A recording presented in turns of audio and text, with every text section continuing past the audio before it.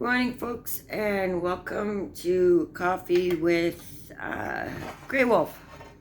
Anyway, so it's like I don't know, 6:30 in the morning. I'm an early riser, and I was thinking about some stuff last night. Couldn't really sleep all that well. Anyways, what I want to talk about today is the institutions that uphold the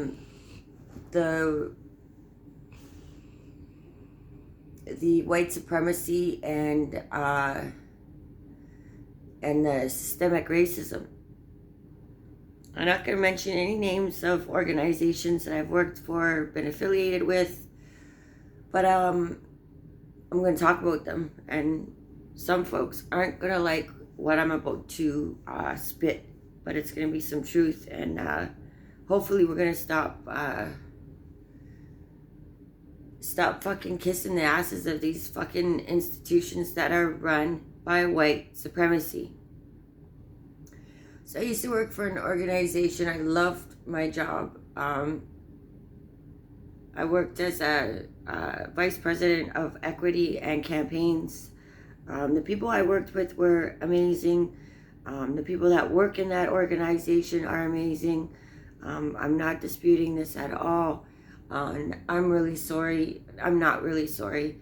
I'm unapologetic.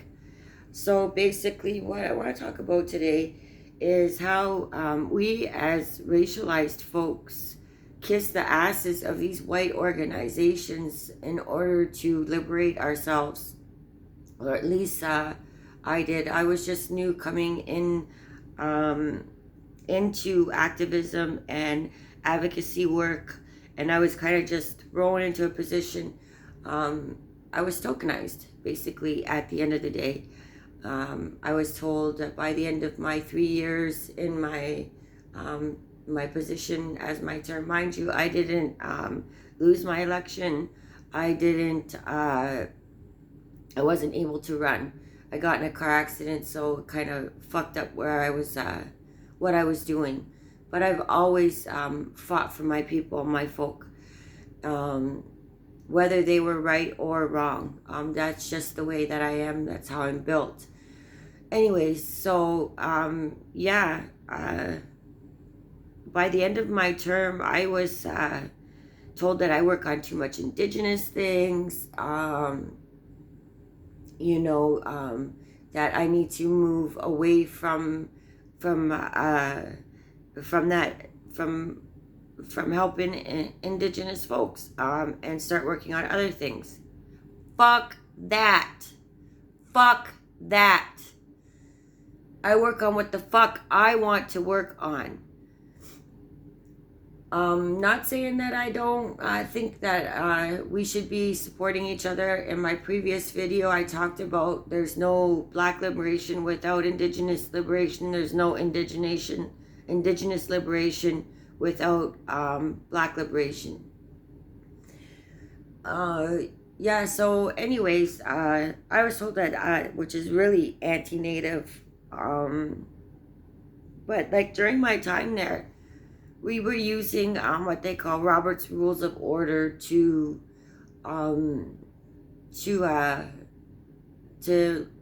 put our message across. And when I first of all, I've never heard of Robert's Rules of Order up until I worked for that organization, and basically it silences folks that don't know the language. Lucky for me, I caught on pretty quick, and they had a little cheat sheet that we could use, but a lot of times I would have been like, no, fuck that. I'm speaking the way that I'm speaking, and you're going to have to adapt to me. Folks have to remember whose land it is that you are sitting on. Whose land are you benefiting from?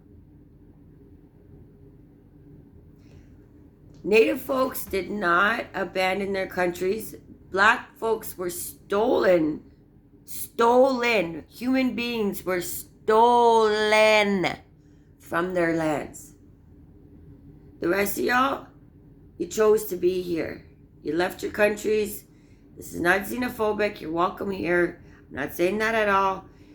But you left your countries.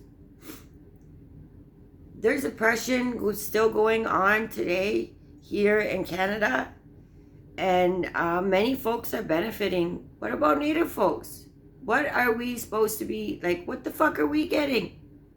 The 0.2% land that we're sitting on, that we don't even own. Yeah. So I don't, like, it pisses me off. I don't even I want to say piss off. I get bothered by these organizations that that benefit from our oppression.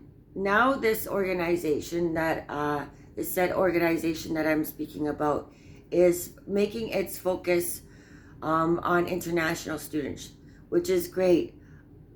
Believe me when I say, when I speak, I'm not speaking from a place of hate. It's pure love.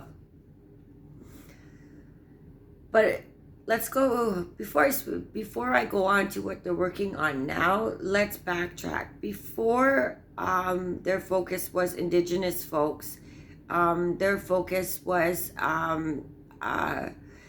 people of African descent. And when I say African, I'm trying to move away from using the word Black,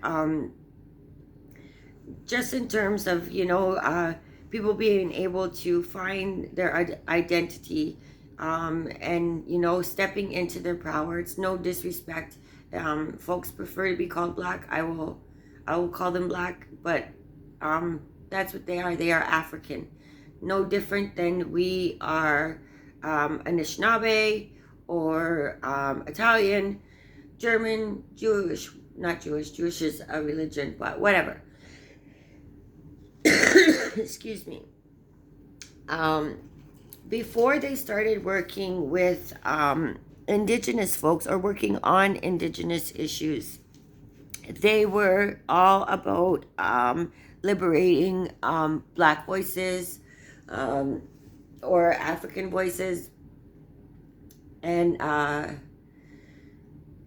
supported Black Lives Matter in their endeavors. And then when I came into the role, the big thing was the Truth and Reconciliation calls to action had come out. So they jumped on that bandwagon. Now, because universities are focusing on international numbers, I guess, because it's not even people, it's numbers and money, capitalism. Now they're working on their issues. Mind you,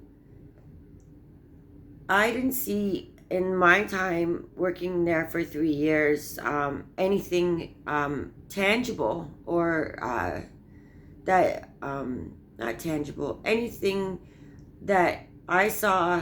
I can't get my words out right. Let me just think about this for a second. I didn't see anything that they had worked on that they had fixed, I guess would be the word, or assisted in fixing. Same with the Indigenous folks. I felt tokenized, but at the end of the day, nothing was achieved. We still have the post-secondary education fund still capped at 2%, which Native folks are supposed to be able to access post-secondary education for free. All of us. Not some of us, all of us. It was a treaty right. So why are we holding these institutions up like they're saviors, like they're gonna save the day? They did fuck all the whole time. Fuck all. They made a little bit of pamphlets. They might have educated folks, but nothing has changed. That's all I gotta say. Don't uphold these institutions thinking that they're gonna save us, especially when they're using their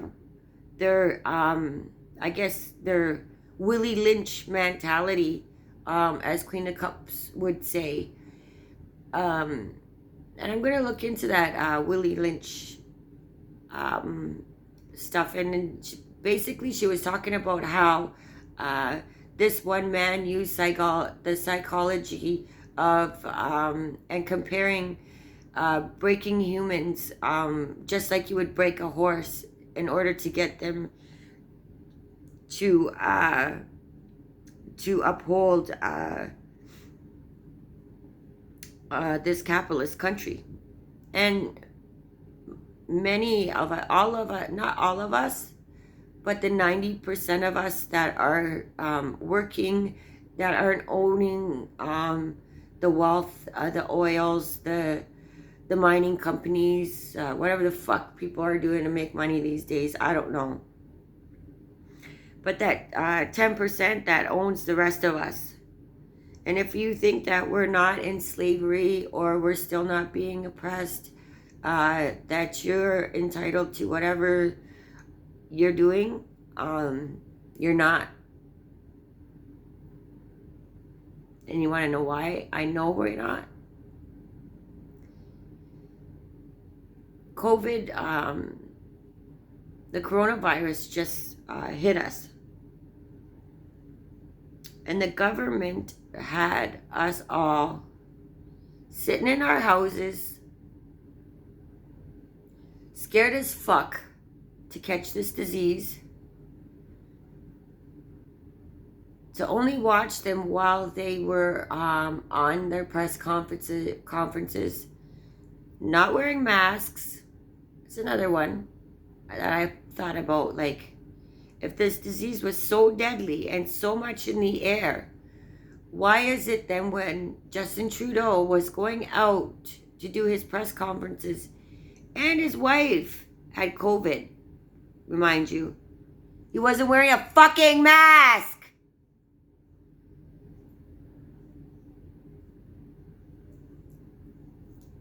Think about that one.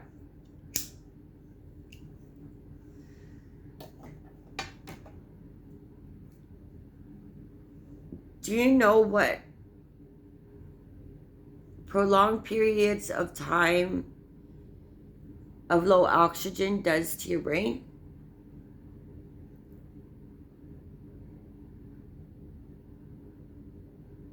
Yeah, think about it.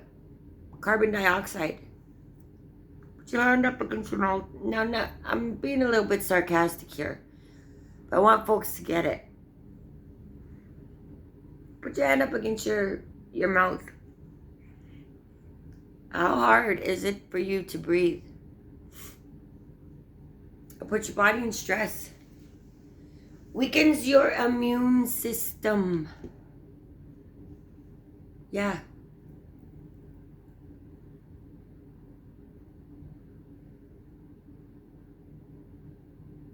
I don't know why I'm sharing this, or if I'll even put it out. But, yeah, don't uphold these organizations that do fuck all for us. I just witnessed a friend of mine, Sherry Darlene, big up to her, single-handedly organize a peaceful demonstration. She started out with $100. And I think there was like 3,000 or 4,000 people that showed up. Justice for Black Lives. We don't need these organizations to make a difference. They are taking resources from us to uphold capitalism, colonialism, whatever the fuck ism, racism, whatever ism you can think of, whether they're willingly, knowingly, unknowingly, they are upholding the 10%. I look on news feeds, my own people that I thought were my friends in these organizations, going through the same fucking shit I went through. Feeling bad about themselves. Feeling like if they did enough. Fucking right you did enough. You showed up. How many can say that they showed up? Don't let these organizations fool you, eh? They ain't for us. If they were for us, things would have been changed. I held a national position in that organization. And I thank them for the tools that they did provide for me. The platform to be able to work on stuff. But at the same time, like I said, nothing has changed. And if you keep jumping from fucking problem to problem, nothing will change.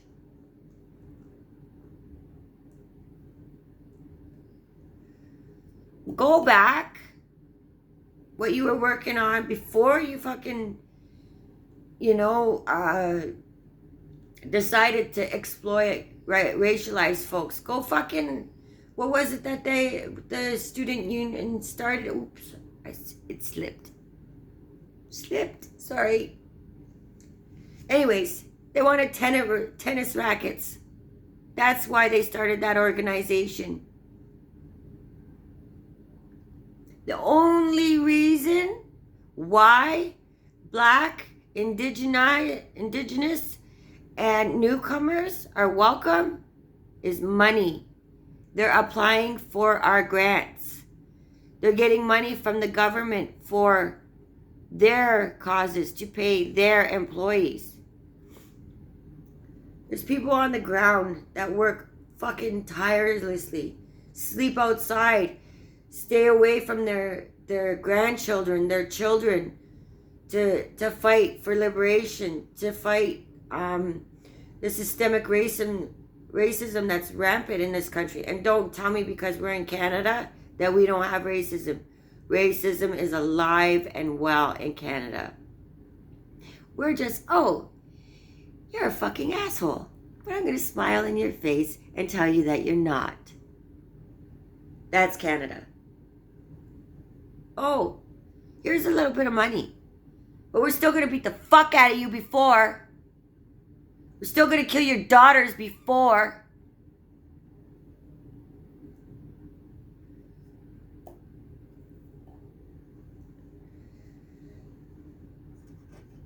What do folks think about that? I know I'm going to get blasted on Facebook. It's going to be actually pretty entertaining. And you know what? Pretty soon I'm going to start dressing for the occasion. For coffees with the Red Road Quay. Because until my fucking dying day, I'm going to ensure my daughter, your kids, whoever else's kids are that are out there, us, the kid inside us, is going to not only feel free, but be free.